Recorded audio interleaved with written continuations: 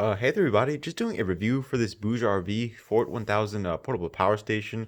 I think the name FORT 1000 is like the name of the power station on its website. And I'll have a link to this power station down in the description below. And I will also have a link to the review article over at chargerharbor.com for this unit in case you want to read a review instead of watching this video. But yeah, just taking a look at the box that the unit comes in right over here. A pretty simple box. It does note that it uses lithium iron phosphate batteries, and this is a pretty big deal. This power station actually used to use lithium ion batteries, and BougeRV has decided to upgrade this power station to use lithium iron phosphate. So you're able to get 3,500 or more charge cycles, while this unit still maintains 80% or more of its original battery capacity. So that's really good. It does have a 1200 watt max output, a 200 watt solar recharging speed, and of course a smart display. And I'll be showing that in this review as well. And over on this side, it does give you a few examples on what the power station can actually power. You can power a mini fridge for 20 hours, a coffee maker for 1.5 hours, electric grill 50 minutes, a pressure cooker for 55 minutes, and a microwave for 50 minutes. And so yeah, I mean, a decent amount of appliances that you can power from this unit. And so what you get in the box with this power station is a AC charging brick, a solar charging cable, the car charging cable, and the manual. When it comes to the warranty of this unit, it does have the warranty specifics noted on the first page. It does have a limited warranty. BougeRV provides a 1-year warranty for customers who purchase on Amazon and the BougeRV official website. And so yeah, you will need a receipt to prove that you actually bought the unit, either from Amazon or the website. So yeah, there you go, in case you're curious about the warranty. The solar charging cable is a MC4 to Anderson connector, because this unit does use a Anderson input port to recharge from a solar panel. And of course, with this cable, you don't have to use this. In my case, for this for the solar recharging test for this BougeRV power station, I used that Alpha ESS solar panel right over there, and it already has a built-in Anderson cable to it, and that's what I used. I didn't have to use this, but this can come in handy. I'm really happy that they did include this cable, because a lot of solar panels do use MC4 connectors, like that Bluetti PV68 solar panel right over there that I have behind the fan. And so yeah, really nice of them to include that. The AC charging brick is able to recharge this power station at 200 watts. It's not the best charging speed that I would want with this power station. This unit does have a 1120 watt hour capacity, and so that's a pretty hefty capacity. At this point, I would expect like a high capacity power station such as this one to use this type of direct connection AC charging cable to recharge with, because it's able to offer a much faster recharging speed rather than a AC charging brick like this one. A 200 watt AC charging speed is able to recharge this power station within about, like, I think 6 to 7 hours. The good news is that this power station does feature dual recharging, so you're able to use this AC charging brick and also charge from the Usbc port at the same time and get a 260 watt recharging speed, which is a little bit better. That can get you like about a 6-hour full recharge time. But you know what I mean, once again, high capacity power stations like this are able to recharge a tad bit faster, and I'm happy that they did upgrade the batteries to use lithium iron phosphate. But having a better recharging speed as well would have been very welcome. And so the power station is does have a decent size. It's not that big, to be honest. It does have a 12 by 9 by 11 inch form factor, and it weighs about 28 pounds. So a rather small power station for a high capacity and a high power output, but it's relatively small. But the weight, 28 pounds, can be pretty heavy to lift. And so, I recommend using the two handles at the top at the same time to make sure that you have a good grasp of the power station. The unit does have a 1200 watt max output from the AC outlets. There are a total of 3 AC outlets right over here. The input ports are labeled. One of the things that I do like about this power station is that everything is labeled pretty clearly. The input ports include this DC 5521 input port and the Anderson solar recharging input right there, as I mentioned before. And the charging ports are okay. I just wish that the USB-C power delivery port had a 100 watt charging speed. So this USB-C port is able to output 60 watts and input 60 watts. It does have a single USB type A quick charge port and 2 USB type A 12 watt ports. The DC section includes these 2 DC 5521 ports and this cigarette lighter port. In total, they all share a 120 watt max output. And this is the power button. And so when it comes to actually using the power station, you just got to press the power button once, just like that, I believe. The display is bright and easy to read. It does show the power capacity percentage right there, input wattage right there, and output wattage. One thing that it is missing is that it does not show a estimated runtime. So, I mean, unfortunately, it does not have an estimated runtime. Some power stations do. And when you want to turn on each of the sections, I think you just have to hold it down. So this is the AC outlet section being turned on right there. And for the USB section, just got to hold it down. And DC section, just got to hold it down. And it's going to show up on the screen on what's activated and what's not. And yeah, overall, that's how you would use the power station. I'm going to jump into testing it out in just a second. Let's just do a quick look over for the unit. Over on this side, it just has the handle and the vent for the internal fan. And over at the back, there is nothing. And over on this side, there is nothing as well. Just, once again, the internal fans right there, as you can see. The internal fans, I think, are probably the biggest flaw for this unit. I've done some testing for the power station, and this is a solid unit. It performed really well. It's just that the fans are just a bit loud. I think they just have one speed, and they just run at that one speed. Some other power stations tend to have varying speeds, and so yeah, I think the fan noise is just really the only problem I have with this unit. And over at the top, yeah, once again, it has these two handles that make it easier to carry. There is no wireless charging pad at the top, unfortunately. And so yeah, I'm just going to jump straight into testing it out. I'm going to test out the DC capacity first, and then move on to the AC capacity test to see how much of that 1,120 watt hour capacity I can actually use. And so yeah, let's just jump straight into testing it out. All right, you guys, so just doing the DC capacity test for the BougeRV power station. I do have the load tester running about 120 watts. And so right off the bat, I have to say that the unit has a pretty loud internal fan. I mean, I have a 120 watt output going on, and it sounds like the internal fan is running at like full speed. I'll be doing some more testing in this review. But yeah, I mean, it is pretty loud right now, and so I'm just going to come back to see the DC capacity efficiency once the power station reaches 0%, and I will be right back. Alright, you guys, so I did run down the capacity for the BougeRV power station down to 0% using this load tester right over here.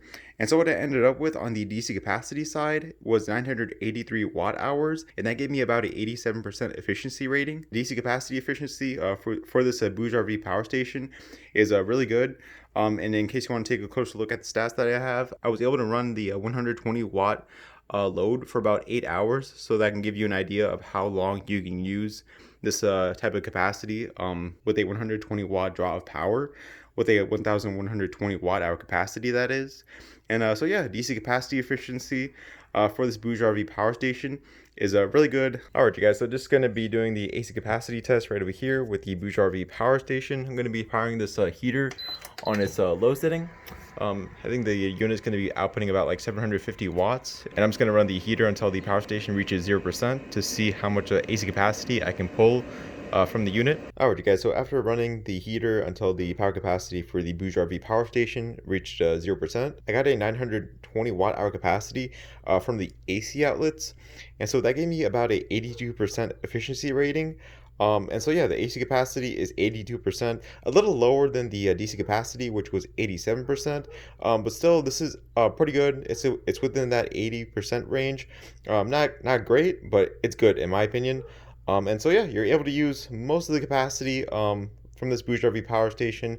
We didn't go sub 70% efficiency on the AC or DC capacity test, so that's good. Alright, you guys, so I just thought I would show you the recharging for the BougeRV power station. I'm just going to first start charging from the included AC charging brick, and that's going to be able to recharge the power station at about 200 watts as it's able to do. Yeah, as you can see, it just jumped straight to 200 watts as expected. And in this case, I do have a 100 watt power delivery U green charger right over here. All you need is a 60 watt power delivery charger, but in this case, I have a 100 watt charger. But using a 60 watt Usbc charger is going to work just fine. And in this case, the power station should recharge at 260 watts. Yep, right there, 265 watts, so a little bit better than the spec says it's able to recharge at. And so yeah, I mean, there we go. I highly recommend using this dual recharging method for the BougeRV power station. to get the fastest recharging speed. And with that said, I'm just gonna head on outside to test out the solar recharging. Oh, actually, let me go ahead and test out the car recharging with the included car charging cable first, and then I'm gonna head on outside to test out the solar recharging. So I will be right back. All right, you guys, so I am using the included car charging cable with the BougeRV power station to recharge it. I am using the Growatt Vita 550 power station to recharge the BougeRV power station because I didn't feel like going out to my car right now. But yeah, anyways, the included car charging cable is able to recharge the unit at 100 watts. Not the fastest recharging speed, but in case you need it, it's there. If you're on a road trip, you can use the included car charging cable to recharge it with. Alright, you guys, so just doing a solar recharging test for the BougeRV power station, and so I'm just using this Alpha ESS 200 watt solar panel, and it's a really clear sky day right over here, so getting full sun exposure on the panels. And the solar charging for the BougeRV power station is about 129 watts. I'm not too sure if you can see that or not, but yeah, for a 200 watt panel, this is all right. I was hoping for a maybe 150 watt recharging speed, since this unit does have a 200 watt max solar recharging speed. But yeah, I'm just gonna leave it outside. It's about like 12 o'clock right now. I'm just gonna come back at about 4 o'clock to see about the power capacity, to see how much I'm able to fill up with a 200 watt solar panel. And yeah, I will be right back. Alright guys, so I was going to do the solar recharging update for the BougeRV power station outside.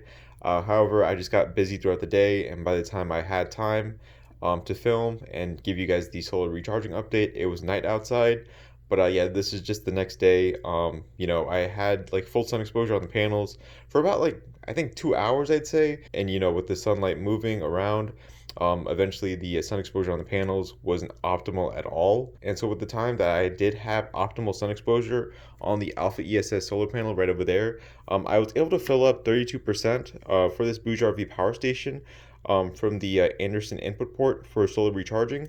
And that's pretty good. You know, I was able to get about like 155 watts of solar recharging from the Alpha ESS solar panel, and the unit does have a 200 watt max solar recharging speed. And so solar recharging did work how it's supposed to with this unit, but just remember, you have to have that solar panel in a optimal position for sunlight to reach it.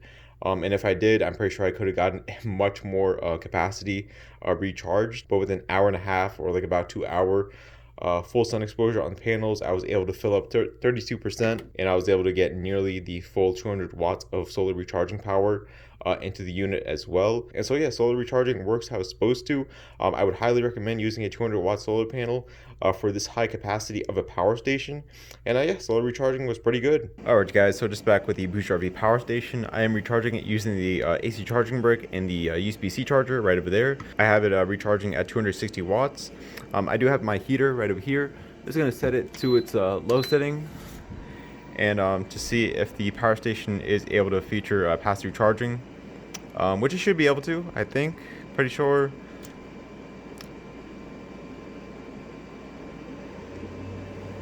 And yeah, okay, those fans are really working with the unit.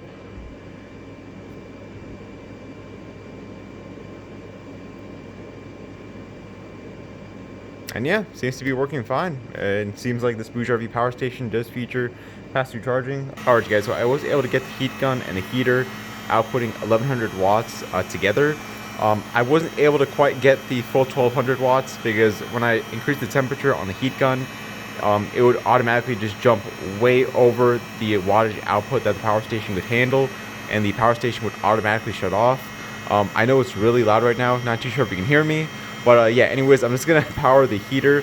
The heater is currently on its low setting right now, and yeah, I'm just gonna run this 1100 watt output for about 5 minutes to see if the power station can handle it. I know it's not the 1200 watt max output that the power station is actually capable of, but this is the best I can do in this case to get close enough to the 1200 watt output.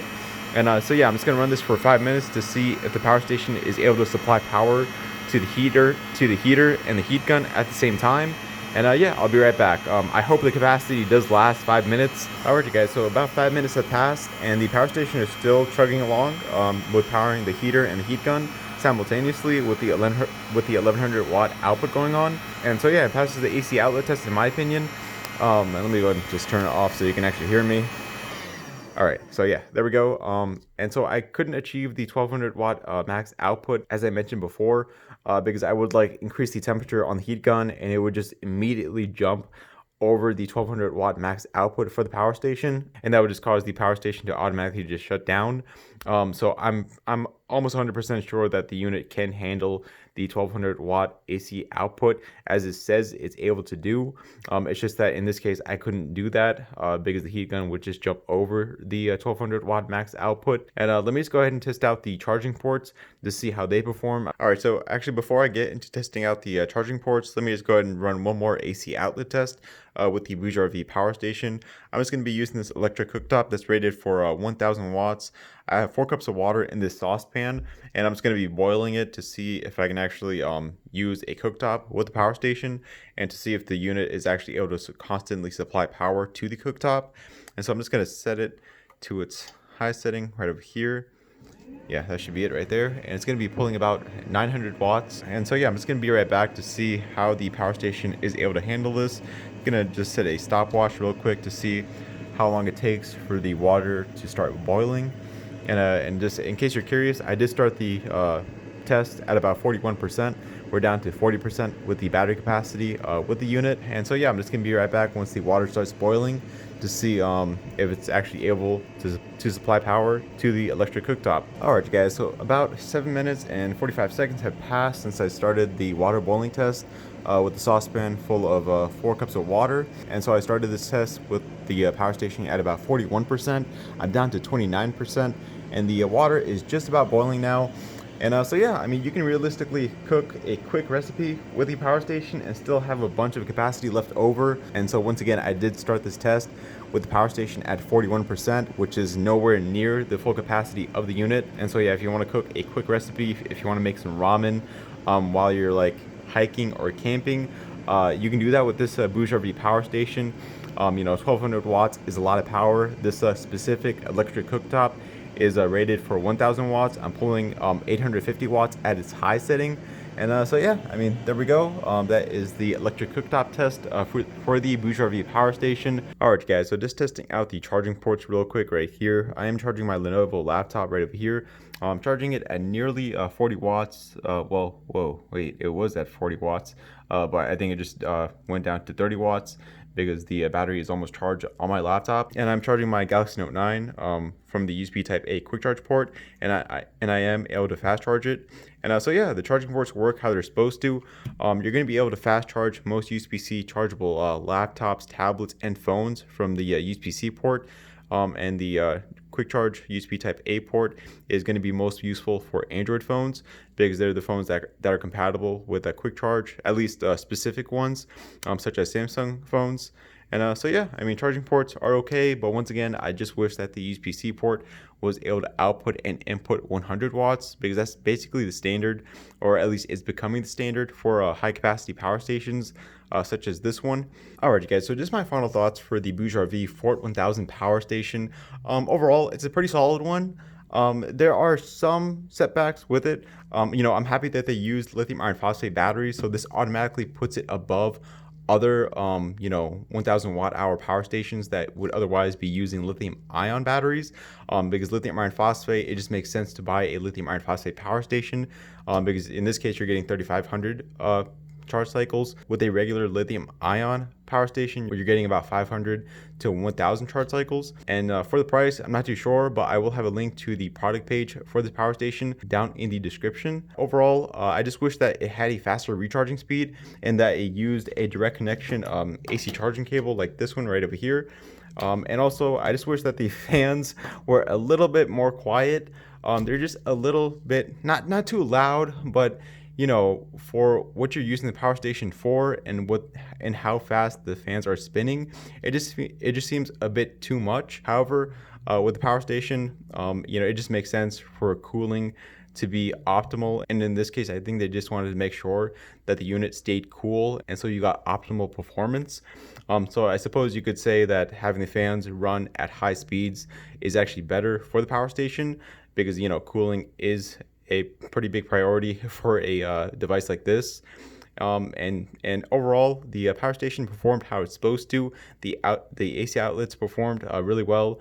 The solar recharging was on point. The AC and DC capacity were also really good. We were above the 80% range, and that's a good place to be. It is made of aluminum. It is, this part right over here is made of aluminum. But you know, once again, like any other power station, I would just be careful about dropping it or exposing it to water. You know, those two things are just kryptonite for a power station. And I will have a link to the review article as well that I've written over at chargerharbor.com in case you want to read a review for this power station. And I will see you all on the next video. All right, goodbye.